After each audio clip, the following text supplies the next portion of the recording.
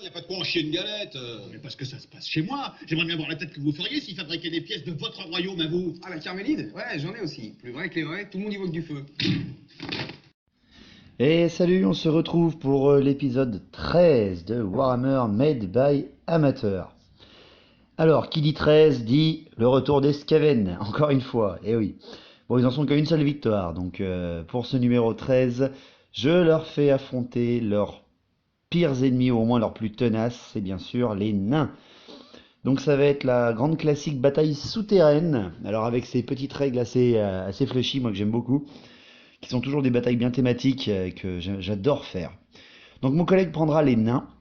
Oui, il prendra les nains pour une fois, et moi je prendrai mes Skaven tout fraîchement peints pour ce numéro 13. Alors, déjà quelques règles sur la bataille souterraine. Alors comment ça se passe? Tout simplement, déjà imaginez que toutes les portées des attaques de tir et de sort sont limitées à 24 pas, pas plus. Et tout ce qui est au-dessus de 6 pas de portée, pour les tirs et les sorts, et surtout pour les tirs, sont déclarés en portée longue. Voilà, déjà ça, c'est compliqué. De plus, il y a la règle sol irrégulier et plafond bas, ce qui veut dire que la cavalerie monstrueuse, les volants, passent par un terrain dangereux lorsqu'elles font une marche forcée, une charge, une fuite ou une poursuite. Alors c'est pas très important pour les Skaven et surtout pas pour les nains, mais quand même, c'est quand même pour les gyrobombardiers, pour certaines petites choses qui peuvent gêner. Et enfin, alors selon le grand livre des bains de sang dans les terres arides que Warhammer a fait il y a pas longtemps, eh bien, j'ai rajouté la règle également de troll et de squeak des tavernes, parce que c'est le monde de Warhammer, c'est un monde dangereux. Donc sur un 4+, je veux dire, il y aura un des 3 trolls, voilà, qui seront neutres, autrement dit qui attaqueront première personne à vue sur la table. C'est un des deux qui décidera qui les mettre. Et il y aura un des 6 squigs. Voilà, c'est pour faire un peu chier en gros. Voilà, ça amène un petit peu de peps. Donc c'est une partie à 2500 points affrontant mes Skaven contre mes nains dirigés par mon collègue. Alors, pour la liste d'armées Skaven de 2500 points, vous l'avez vu, c'est celle qui a remporté la grande victoire contre les orques et gobelins de l'épisode, si je me trompe pas, 10. Ou oh non, de l'épisode 10. Donc c'est une armée Skaven dirigée par un seigneur de guerre tenace, puissant en force et attaque, un bouclier enchanté, une petite invulnérable 6+, et une armure lourde, typique. Le prophète gris bien sûr pour amener un gros peps de magie et pour avoir le très redouté 13e sort, très utile contre les nains. 3 héros, le technomage avec sa fameuse fusée funeste, le chef GB et le prêtre de la peste sur son creuset avec une petite invulnérable 5+, on sait jamais si un boulet vient lui taper la tête. Des unités de base, mes gros blocs d'infanterie, autrement dit mes 39 esclaves, les 34 guerriers des clans avec un petit lance-feu, les 39 vermines de choc avec le mortier à globe toxique et les 20 guerriers des clans avec mitrailleuse Ratling pour faire un petit chausson au prophète gris. 2 unités de base, spéciales pardon, bah c'est bien sûr le chausson du creuset avec les moines de la peste et quelques petits rats ogres pour amener un petit peu de frénétique, encore plus. Et le trio d'unités rares, la catapulte de la peste, la roue infernale et l'abomination de Malphos. Parfait pour se battre dans les tunnels. En face, mon collègue a pris une liste d'armées que je lui avais faite il y a des années. Et voilà, pour tenter un petit peu d'égaler la puissance quand même assez importante des Skaven, surtout en terrain, on va dire en terrain accidenté et souterrain. Donc c'est dirigé par un seigneur nain, ces nains. Il a plus une attaque, il a la rune de pierre, une invulnérable 4+, il a l'invulnérable 2+ contre les coups fatals, le bouclier, et bien sûr la fameuse rune qui double sa force si jamais il se bat contre une endurance supérieure ou égale à 5. Donc ça va être un boucher. À côté de lui, il a un Tan GB avec la fameuse rune de Valaya, que vous avez vu qui est très utile dans ma partie contre mes hauts elfes, et un forge rune avec un petit bouclier pour amener des perforants dans ses unités. Il a pris 2 unités de base, les 39 guerriers nains en bouclier et les 20 longues barbes en bouclier. Voilà, il les blinde ce coup-là. Il s'est pris 2 unités spéciales avec ses 3 unités spéciales avec ses 28 marteliers, ses 20 brise-fer toujours tenaces et son canon avec la rune de forge qui lui permet de relancer n'importe quel dé d'artillerie et la rune de feu. Voilà, terrible pour mon abomination aussi, en espérant qu'il y ait beaucoup d'incidents de tir. Et 3 unités de rares, bien sûr, les fameux d'hydrates de feu, parce qu'ils sont trop classe avec un petit musicien pour qu'il puisse pivoter et tirer. Un canon orgue aussi avec une rune de feu. C'est moche. Et un gyrobombardier pour pouvoir menacer mes gros blocs d'infanterie en espérant qu'ils ne se fassent pas pomper comme à la partie contre les hauts elfes. Donc voilà, avec un déploiement classique et un déploiement caché. On s'est fait aussi ce coup-là pour essayer un petit peu de revenir à notre bonne vieille méthode. Alors, pour les déploiements de toutes ces armées, comme on l'a dit en déploiement caché, donc on va commencer par les nains.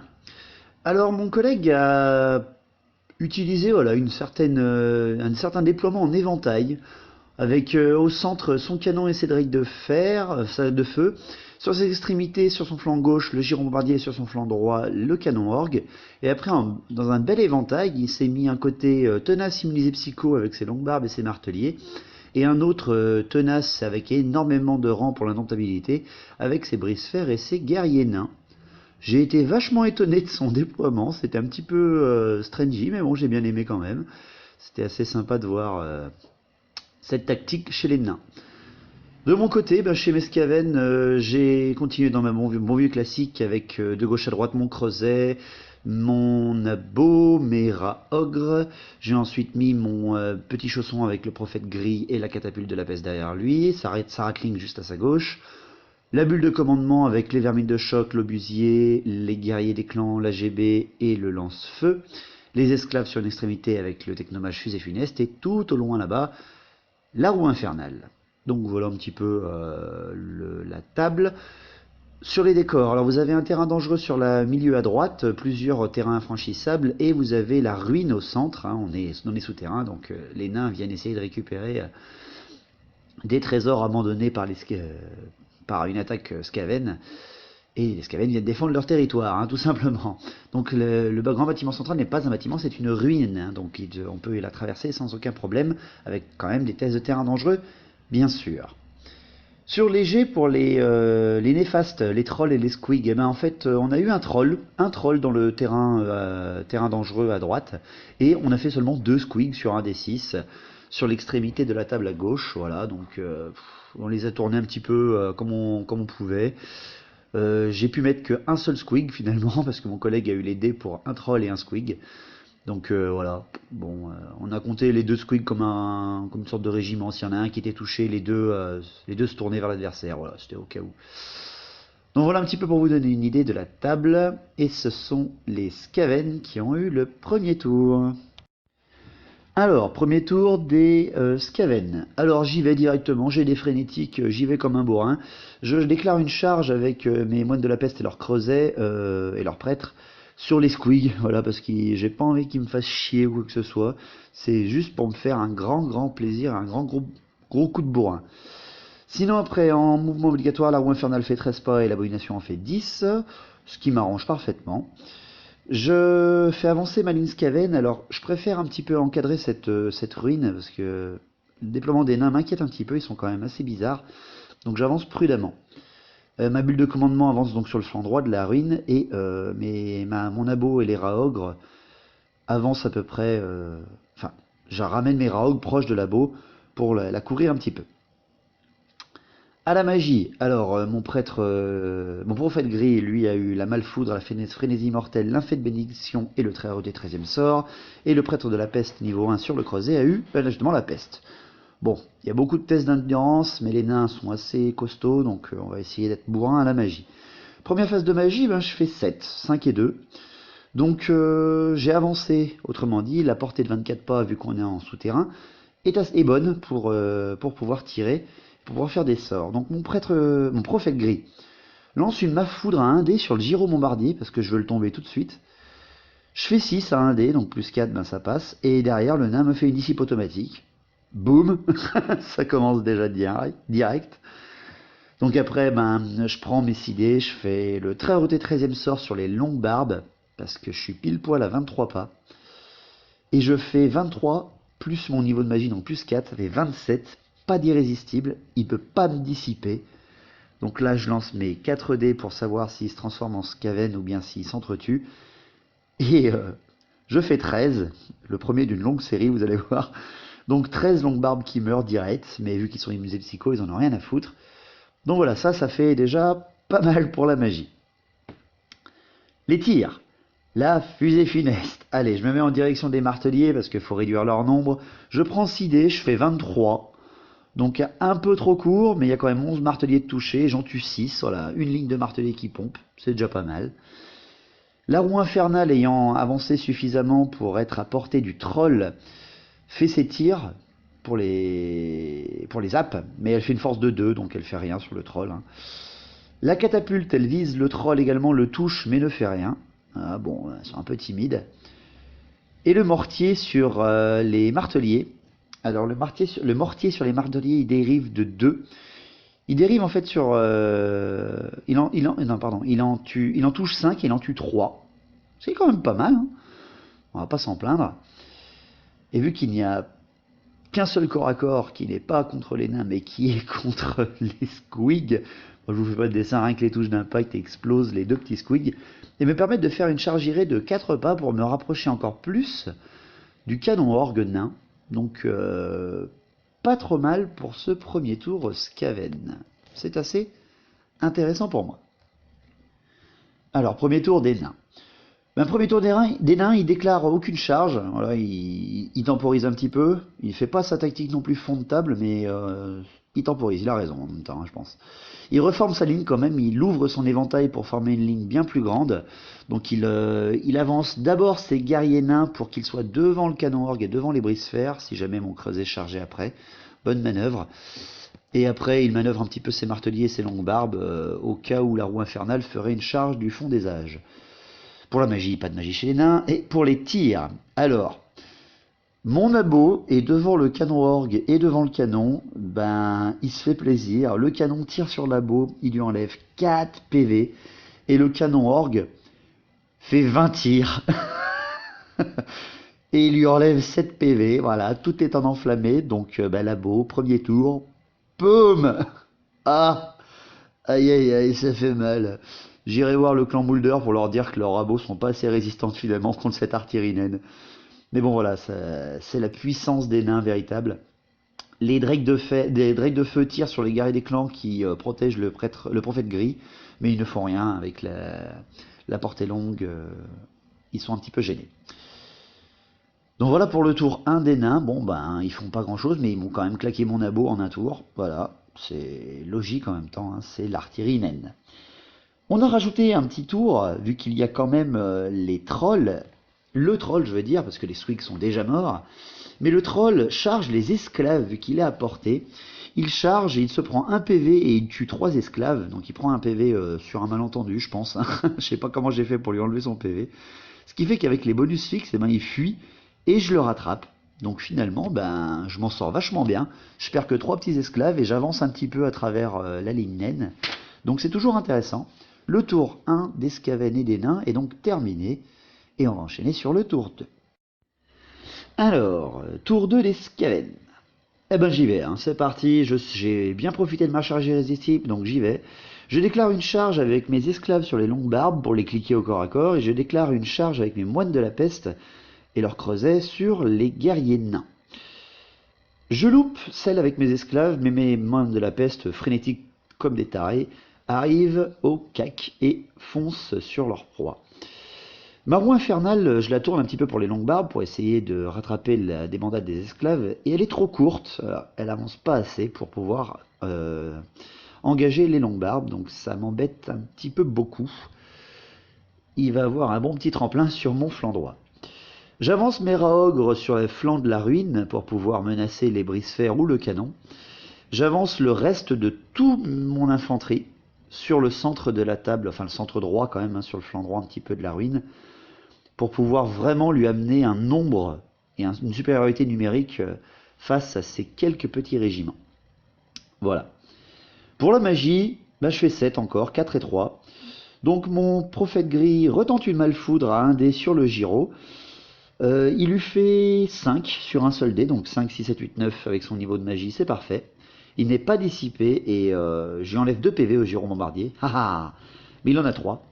Donc bon ben avec le GG à côté, il ne s'enfuit pas de souci. Et avec les 6 dés qu'il me reste, eh ben je lance une peste sur les brise-fer, mais il me refait une dissipe automatique à double 6. Voilà, bon bah la dissipation naine est quand même très puissante et reste très importante. Elle me gêne quand même bien, ils sont quand même puissants en dissipation ces nains.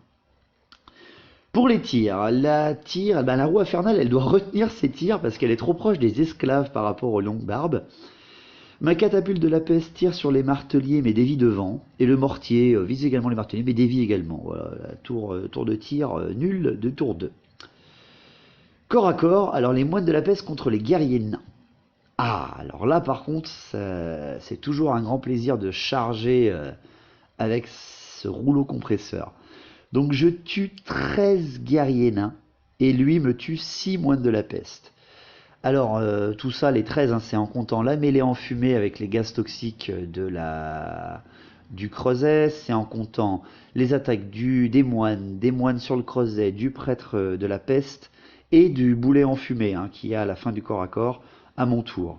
Donc 13 nains, encore un 13, qui sont morts contre 6 moines de la peste. J'en tue 2 avec mes mêlées enfumées, et le reste de la riposte des nains. Donc ils sont toujours indomptables, vu qu'ils ont encore un rang de plus que moi, donc commandement 9, relançable, pas de souci, ils ne bougent pas. Donc un tour 2, tranquille pour moi. Je suis quand même inquiété un petit peu parce que mon flanc gauche est un peu léger en fait, j'ai réfléchi avec seulement des raogres et mon creuset. On va voir ce que ça donne. Tour 2 des nains. Tour 2 des nains, il déclare des charges. Il déclare une charge avec ses longues barbes sur ma roue infernale, c'est logique, hein, vu que j'ai loupé ma charge de mon côté. Et ses brise-fer viennent porter secours aux guerriers nains et chargent mon creuset. Alors je sais que déjà un régiment indomptable c'est long à tomber, mais alors avec un régiment indomptable et tenace, oh ça va être long. Vu qu'ils chargent en plus, les nains, rappelez-vous, ont un bonus de force, donc il va falloir un petit peu voir tout ce que ça donne.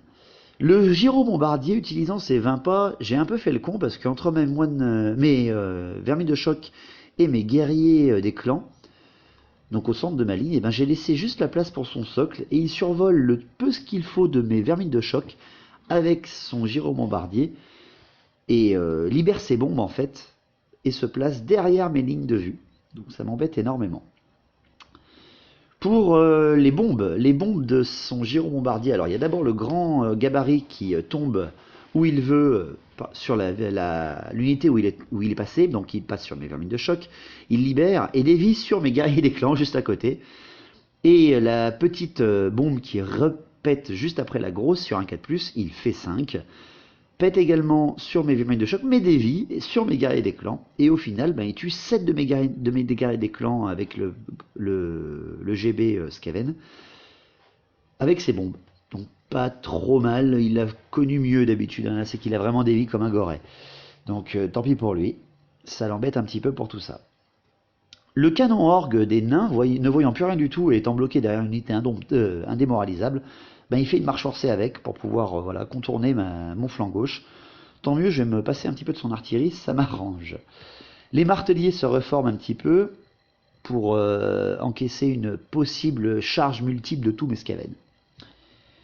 Pour les tirs, le canon à la mitraille vise la Ratling. Il lui fait 6 tirs et avec une blessure qui passe et qui n'est pas sauvegardée, il me pourrit ma Ratling avec un beau tir à 12 pas du canon. Voilà, bon je peux pas faire mieux, hein. J'aurais pas eu le temps de tirer avec ma Ratling, je suis un peu déçu. Pour le corps à corps, alors les longs barbes contre la roue infernale.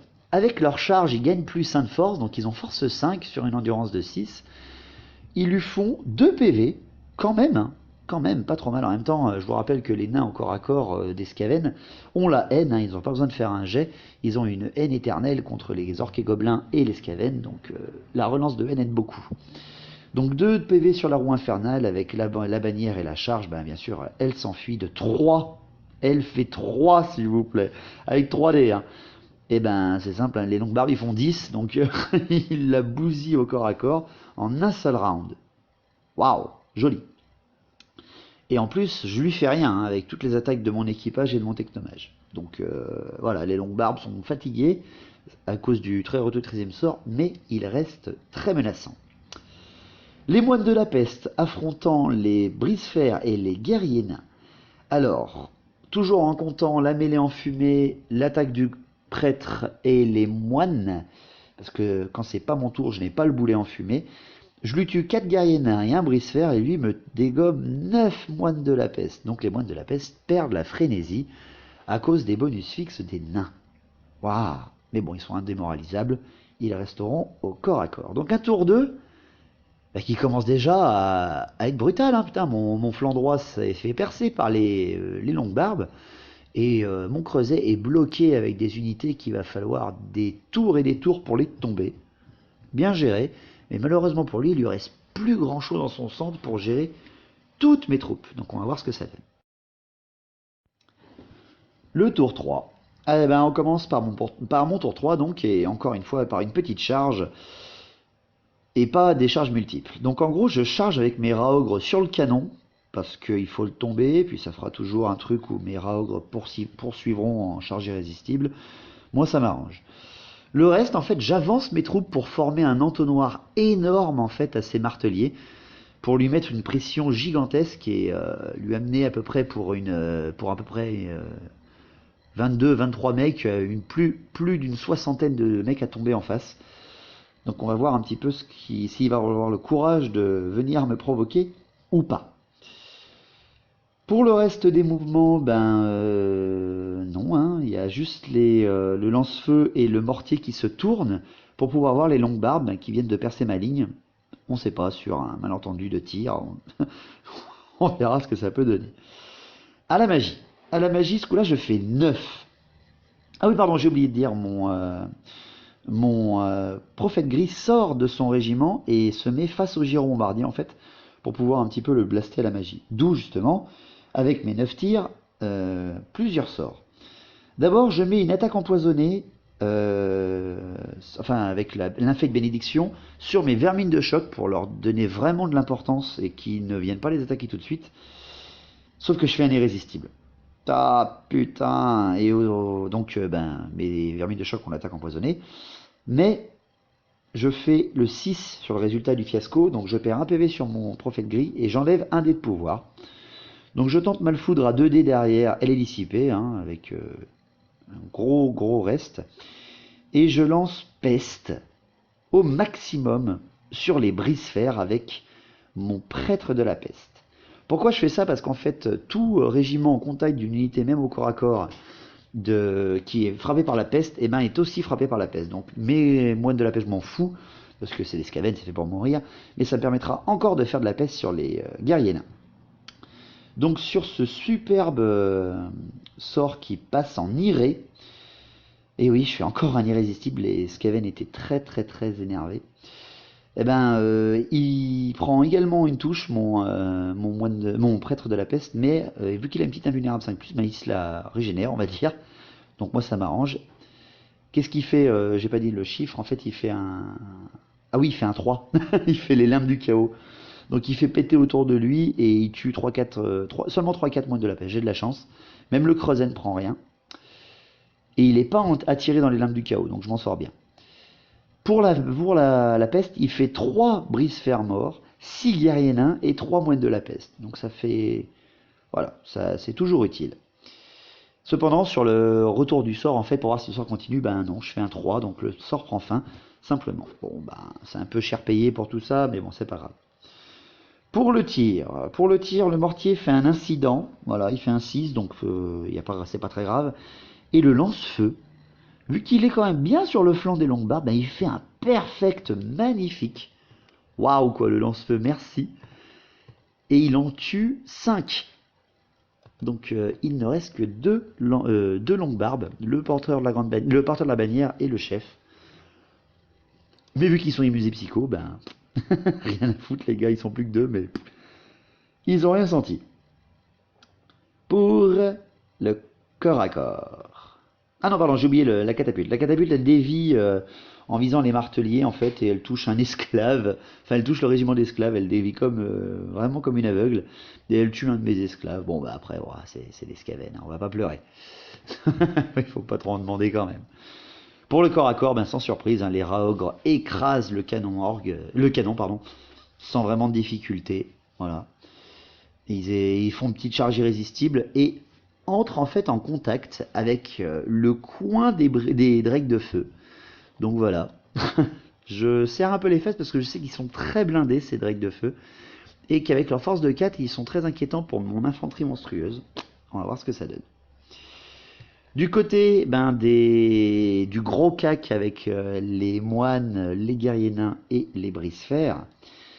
Alors déjà que tout le monde a été un peu affaibli avec la peste, là c'est le boulet et surtout les tests qui sont très très puissants, car je perds 6 moines de la peste, il perd 4 brise-fer et 9 guerriers nains. Waouh!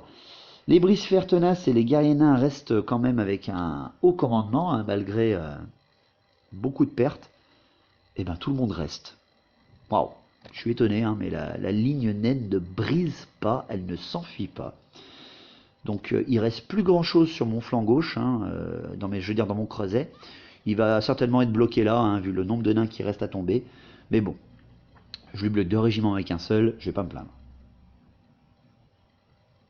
Tour 3 des nains. Tour 3 des nains, eh ben, il déclare des charges. Il déclare une charge avec son gyro bombardier. Alors je me suis dit, il va charger ma catapulte, mais non, en fait, il charge mon prophète gris. Ce qui est pas con, en fait, parce qu'il va pouvoir me sucrer ma magie s'il arrive à le tomber. Parce qu'il est tout nu, hein, mon prophète gris, il est juste à 240 points, il n'a pas d'invulnérable. Et il charge également avec ses marteliers, dans le gros bloc. Voilà, il fait pas de chichi, il fait une belle charge courageuse sur mes guerriers des clans et mes vermines de choc, voilà, en plein centre de mon entonnoir. Il est optimiste, hein, parce qu'il y a quand même 4, 5, 6, 7, 8, 9, 10, 11, 12, ouais, il y a quand même presque 130 scaven à tomber, hein, en comptant les 2 régiments sur les côtés. Hein. Mais non, il est belle charge, très courageux, hein, c'est très beau. Un vrai nain, quoi. C'est vraiment beau. Pour les tirs, ben, il fait rien, parce que son canon est mort et son canon orgue vient de bouger. Donc il n'y a rien, quoi. Il reforme juste avant, pardon, ses longues barbes et son canon orgue encore un peu. Il avance un petit peu son canon orgue et il tourne ses longues barbes pour voir le centre de l'ennemi. Les corps à corps. Les corps à corps, les raogres contre les drakes de fer. Eh ben ils font rien, les raogres. Ils font rien et les drakes de fer leur enlèvent un PV. Donc ça fait une égalité parce qu'ils enlèvent le rang des drakes de fer et ils ont chargé. Donc techniquement. Avec le musicien chez les drakes de fer, ça fait un test sur les raogres, mais ils font 3, un superbe 3. Donc ils restent au corps à corps sans problème. Pour ce qui est du giron bombardier contre mon prophète gris, j'avais oublié que le giron bombardier avait 2 attaques force 4 en fait. Donc il m'enlève un PV sur mon prêtre guerrier, oui sûrement, mon prophète gris, qui ne lui fait rien en retour. Donc il fuit, hein, mon prophète gris, malgré la relance accordée par la GB. Et il est rattrapé parce qu'il fait 7 et le giron bombardier fait 11. Et c'est un volant. Hein. Alors le giron bombardier n'a jamais loupé ses tests de terrain dangereux. On est en souterrain, il s'en fout, quoi. Hein. Il est à ciel ouvert, le gars, il en a rien à taper. Donc il vient de me sucrer 240 points avec un petit giron bombardier à 125, quoi. Beau. Beau, bien joué. Bon, il est fatigué, hein, son giro, il a plus qu'un seul PV à cause de la malfoute que je lui ai fait au tour 1, mais voilà, non, ça a suffi, hein, pour tomber. Bravo. Et pour le corps à corps... Ah non, pardon, il en reste encore 2. Le corps à corps des moines de la peste contre les brise-fer et les guerriers nains. Je perds encore 5 moines de la peste. Et là, ce coup-là, je fais rien aux nains. Rien. Même avec la mêlée enfumée, quoi que ce soit. Ça a beau être... C'est bien le tour des nains, je peux pas faire mon gros boulet. Hein. Donc waouh, quoi. Heureusement que je suis indémoralisable. Et enfin, le corps à corps central. Voilà, on est au tour 3, il a déjà chargé ma grosse ligne de Skaven, il est très courageux, franchement, c'est beau comme charge. Donc qu'est-ce qui se passe sur ce côté-là? Eh bien en fait, c'est très simple. Déjà, 2 duels sont déclarés. Le roi nain déclare un duel face au seigneur de guerre Skaven. Et la GB déclare un duel contre ma GB adverse, hein. J'envoie héros contre héros, et GG contre GG. Donc mon seigneur de guerre va affronter le général et mon chef porteur de la grande bannière va affronter son Tan, porteur de la grande bannière, pour voir un petit peu ce que ça peut donner. Donc on va commencer déjà par les troupes, hein, on va parler des troupes. Les troupes c'est terrible, parce que ça fait extrêmement mal. Je lui tue que 3 marteliers, malgré le nombre d'attaques empoisonnées que j'ai, et le nombre d'attaques quand même, hein, c'est des mecs à blesser à 5+. Et ils ont quand même une armure de 5 ou de 6 selon mes troupes. Donc je tue que 3 marteliers, et lui me tue 8 vermines de choc et 7 guerriers des clans. Waouh! Oh, ça fait mal, c'est vrai qu'ils ont tous 2 attaques, hein, les marteliers, donc ça fait extrêmement mal. Pour le duel de ma GB contre sa GB, eh ben, j'enlève un PV au nain, et ma GB Skaven par contre, elle se fait rétamer la gueule, parce que vu qu'ils chargent, ils ont plus 1 en force les nains, donc c'est monstrueux. Et les duos, le duel de nos généraux, mon général Skaven perd 2 PV, bam bam bam, et je ne fais rien contre le roi nain. Aïe, ça fait mal, mais bon, mes 2 unités étant indomptables, et ben voilà, avec le commandement élevé qu'elles ont grâce à la règle des Skaven, tout le monde reste et je vais pouvoir faire une belle charge combinée à mon tour 4. Le tour 4. Bon, voyant que ces marteliers sont vraiment des gros bourrins, je déclare donc ma charge multiple pour finir mon entonnoir. Je déclare ma charge de mes esclaves et des guerriers des clans seuls contre les flancs des marteliers. Je réussis bien sûr toutes mes charges et on va essayer vraiment de poutrer ces énormes ces monstres du corps à corps que sont ces marteliers accompagnés du roi et de leur GB. Je reforme également ma catapulte pour qu'elle puisse voir en fait le gyro bombardier. Et voilà, je laisse mes mortiers et lance-feu face aux longues barbes pour être sûr de ne pas avoir de problème en les tuant. Donc à la magie, ben, j'ai plus que mon prêtre de la peste et je fais un 4, 2 et 2. Donc j'essaie une peste, mais je fais même pas assez pour la réussir. Bon, ben c'est vrai que sans mon prophète gris, ça va être beaucoup plus dur pour la magie. Surtout que lui a toujours son masterisé à plus 4. Donc ça va être très compliqué avec un niveau 1. Pour les tirs, mon lance-feu tire sur les longues barbes qui restent et fait un incident. Et il fait 2. Et boum, il implose en tuant 3 guerriers des clans. Voilà, merci. Bon, ben, faut pas trop en demander quand même. Le mortier fait un incident en tirant sur les moines de la paix, sur les longues barbes, et ben, fait simplement une déviation par l'adversaire, mais il ne fait que 4, donc rien d'inquiétant pour moi. Et la catapulte sur le gyro bombardier, elle fait un hit. Je dois faire un 6 pour le blesser parce que c'est une force de 2, parce qu'il n'y a pas de trou central, on va dire, d'importance avec la catapulte de la peste. Et je fais un 6. Et donc pas d'armure. Donc boum, je lui ai poutré son gyro avec une catapulte de la peste. Voilà, vous y verrez pas tous les jours ça. Donc voilà, c'est cool. Elle s'est rentabilisée déjà. Et on passe au corps à corps. Donc au corps à corps, alors là voilà, on est au tour 4, ça fait quand même presque 2 rounds complètes de corps à corps qu'on est en train de se frapper.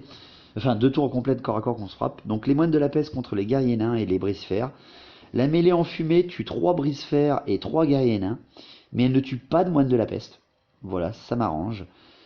Les moines et le prêtre de la peste sur le creuset finissent les guerriers nains. Donc il ne reste plus que le forgerune qui est seul et les brise-fer.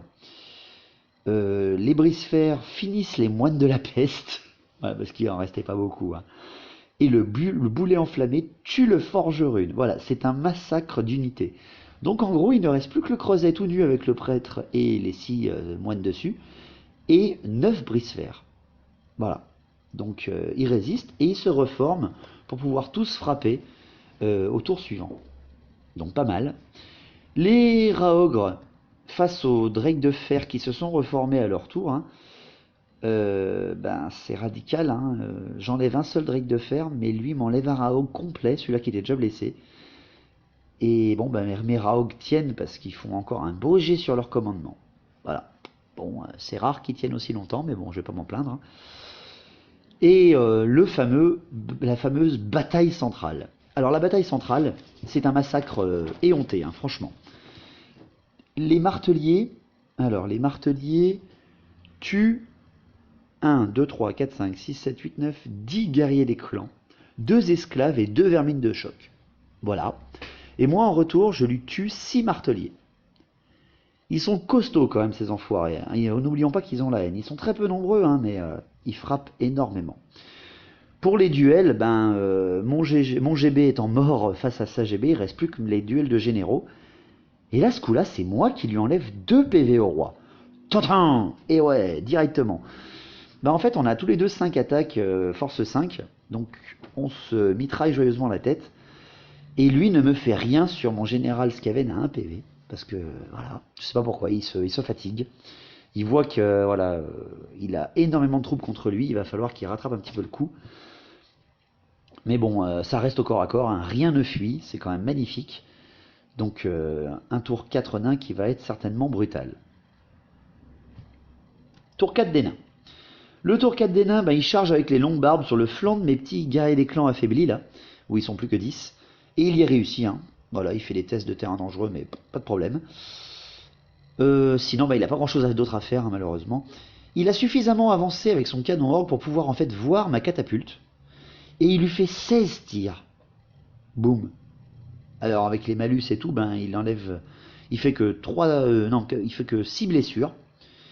Et il enlève 3 PV. Donc les servants fuient parce qu'ils sont frénétiques, mais ils sont pas immunisés psycho.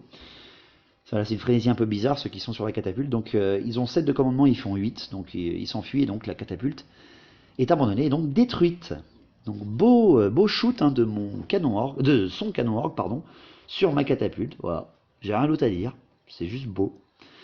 Il m'écrème, hein, il m'écrème. Bon, il a plus grand chose. Hein. C'est vraiment le combat de l'honneur pour essayer sur un miracle de gagner. Parce que là, quand même, je suis vachement bien engagé. Mais il continue à m'écrémer derrière, hein, quand même. C'est assez beau. Corps à corps. Le corps à corps du creuset contre les brise-fer. Je tue 3 brise-fer et il me fait rien sur le creuset. Rien sur le prêtre de la peste, pardon. Mais les brise-fer tenaces, restent. Un commandement 10. Ils s'en branlent les nouilles. Ils s'en tamponnent la couille avec une pelle, hein, franchement. Hein. Ils sont hyper résistants, ces enfoirés. Pour ce qui est des raogres affrontant les drakes de fer, rien ne se passe, vraiment, des deux côtés. Et pour ce qui est par contre des marteliers contre tous les Skaven les affrontant, mon général tue le roi nain parce qu'il frappe avant. Il y a 3 marteliers, là c'est superbe, hein. Il y a 3 marteliers qui meurent encore. Et la Gébénène, voyant que mon seigneur de guerre est libéré du duel, s'approche et il me one-shot mon général Skaven. Waouh. Waouh. Et avec la charge de flanc des longues barbes et les derniers marteliers qui mettent toutes leurs attaques sur les guerriers des clans qui sont plus que 10, il me dégomme les 10 guerriers des clans. Donc les marteliers testent mais restent sans aucun problème. Donc le corps à corps est quand même vachement bien bloqué de ce côté-là. Ah oui, non, pardon, je regarde mes notes. Non, il se passe pas rien avec les raogres et les drakes de fer. Les drakes de fer exterminent les raogres. Excusez-moi. Non, ça a été... j'ai cru à ma bonne étoile, mais non, j'avais pas lu mes notes jusqu'à fond. Donc oui, hein, les drakes de fer se libèrent et restent dans un angle de vue assez large pour pouvoir voir quand même le corps à corps des marteliers au cas où, soit pour charger et venir les aider, soit pour tirer dedans s'ils meurent tous. Pardon. Donc fin du tour 4. La table est quand même vachement nettoyée. Le creuset ne peut plus bouger, hein, mais c'est quand même immonde. Hein. Le tour 5. Alors le tour 5, de mon côté, chez les Skaven, je ne fais aucune charge. Hein, parce qu'en fait, je suis quand même bien bloqué au corps à corps. Hein.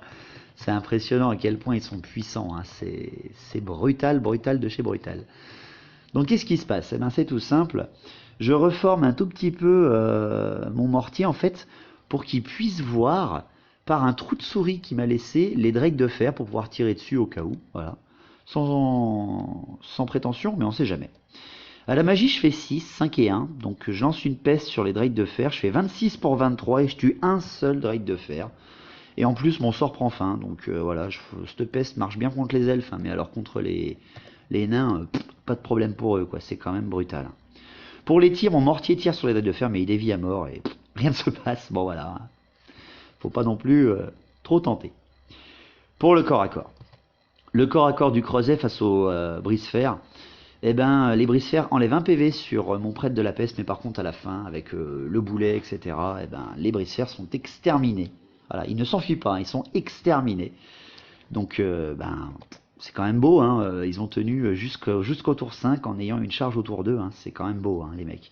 Ils sont résistants et en plus ils ont tué quasiment tout le monde. Il ne reste plus que mon creuset, hein. Donc je suis bloqué là avec mon creuset. Je le pivote parce que c'est une figurine unique, mais je peux rien faire d'autre. Tout simplement.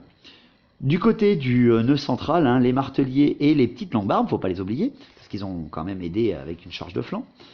Et contre les esclaves et vermines de choc et les derniers guerriers des clans. Les vermines de choc tuent les longues-barbes parce qu'ils ont une initiative supérieure, ils ont une force de 4 hein, quand même, c'est avec leur hallebarde.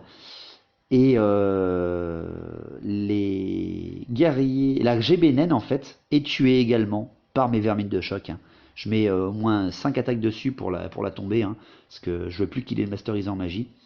Et je tue un autre martelier avec les esclaves et les guerriers des clans. Voilà. Et je perds 2 esclaves et 4 guerriers des clans face aux ripostes des marteliers. Donc toujours tenaces, les mecs, ils sont 6, mais rien à tamper, quoi. Ils sont toujours là. Et il reste, hein, pour le tour 5, des nains. Donc le centre est quand même bien bloqué, hein. Pour le tour 5 des nains, il reforme ses drakes de fer et son canon orgue pour pouvoir voir en fait mon creuset pour les tirs. Donc pour les tirs, eh ben, on y va. Le canon orgue fait 16 tirs, voilà. Il enlève 5 PV au 4 ou 5 PV, je sais plus. Enfin, il reste plus qu'un seul PV au creuset en fait. Et il est enlevé par les drakes de fer. Voilà, donc mon prêtre de la peste se retrouve tout seul tout nu au milieu de la pampa. Voilà, pour le tour 6 face aux drakes de fer. Donc ça va faire très très mal. Et pour le corps à corps central, eh ben pour le tour des nains, c'est simple. Je perds 6 vermines de choc. Et je ne tue que 2 marteliers. Malgré toutes les attaques hein, que j'ai. J'en ai profité un peu pour me reformer hein, quand même, mais non, ça ne suffit pas. Donc il reste 4 marteliers pour le tour 6. Le dernier carré des mecs. Hein. Ils n'ont plus de GB, ils n'ont plus de roi. Moi j'ai plus de seigneur, il n'y a que mon technomage qui est toujours là. Mais non. Tout reste et tout restera, j'espère pour lui. Mais bon, on va voir ce que ça donne un petit peu pour le dernier tour 6 de cette bataille souterraine. Bon, tour 6. Hein. Tour 6 des Skaven. Avec pendant ma phase de mouvement, je suis frénétique, alors je fais une charge du dernier samouraï, je charge avec mon prêtre de la peste sur les drakes de fer, mais ils me font un maintien en position étirée, ils me le bousillent. Oh, je me fais arracher la tête, c'est monstrueux.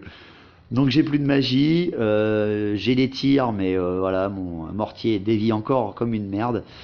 Et au corps à corps, je finis enfin ces 4 derniers marteliers grâce à mes vermines de choc. Merci les gars. Donc il ne lui reste plus que ses drakes de fer et son canon orgue. Et moi il me reste 15 guerriers des clans.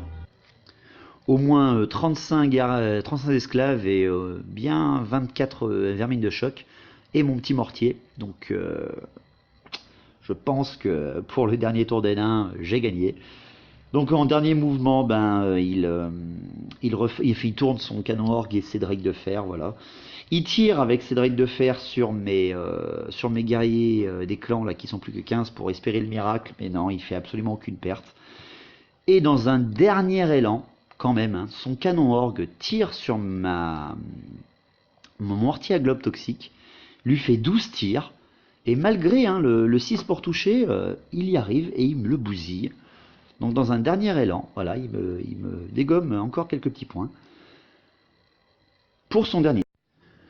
Donc pour le résultat de cette bataille souterraine et du 13e épisode de Warhammer Made by Amateur, les Skaven marquent 2217 points plus les 100 points de mort du général adverse, et les nains marquent 1840 points plus les 100 points de mort du général adverse.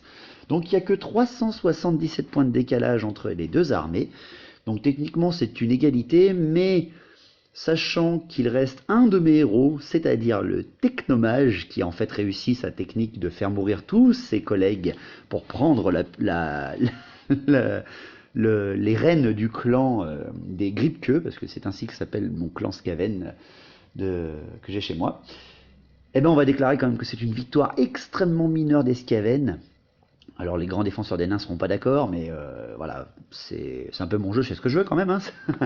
Mon collègue est d'accord avec moi, voilà, c'est donc une extrêmement petite victoire Skaven, sur quand même une bâche immonde, hein. Il y avait je ne sais combien de Skaven, hein. Il devait y en avoir presque 200, ou au moins une bonne 150aine, face à presque une centaine de nains aussi, hein. Et finalement, bah, il reste que des dizaines de mecs, quoi. La table est nettoyée, c'est monstrueux. Donc voilà, c'était l'épisode 13. J'espère que ça vous a plu. Alors, n'hésitez pas à me donner des idées, hein, si vous voulez des scénarios sur mes armées. Vous les avez quasiment toutes vues. Donc, le numéro 14, selon la demande d'un des auditeurs, eh ben, ça sera une bataille thématique, vraiment thématique, entre impériaux et orques et gobelins. Peut-être une prochaine armée qui va arriver, les hommes lézards. Voilà, j'essaye d'en acheter une depuis quelques petits temps, donc on va voir ce que ça donne. En espérant que ça vous a plu, merci de me regarder, toujours les abonnés, hein, qui arrivent et c'est cool, merci bien. La dédicace la guerre au garage, au démodis, à tous les amateurs du web, vraiment à tous. J'ai regardé un petit peu les règles de 9e âge, et je vous l'avoue sans aucune honte, ce n'est pas du tout pour moi, ça ne m'a pas beaucoup plu. Rien que par les changements des noms, pareil pour l'Age of Sigmar, hein, donc je resterai en V8 sur cette chaîne, en espérant ne pas trop vous énerver en disant ça. Donc merci encore de me regarder, à la prochaine, et longue vie à Battle, au vrai Battle.